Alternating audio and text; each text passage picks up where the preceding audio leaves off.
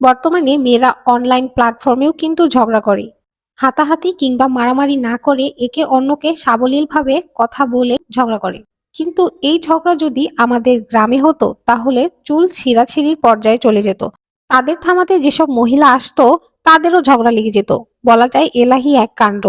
বর্তমানের ভাইরাল নিতা আম্বানি এবং ফিতা আম্বানির যে ক্যাচালটা লেগেছে, এরা কিন্তু বাস্তবে কখনো সামনাসামনি এসে একে অপরকে গালাগালি করেনি। তারা অনলাইন প্ল্যাটফর্মে চিল্লাচিল্লি করে, আর এ পর্যন্তই কিন্তু সমাপ্ত হয়ে যায়। বাংলাদেশের যে কোনো ভাইরাল টপিক সর্বোচ্চ 1 সপ্তাহ পর্যন্ত থাকে।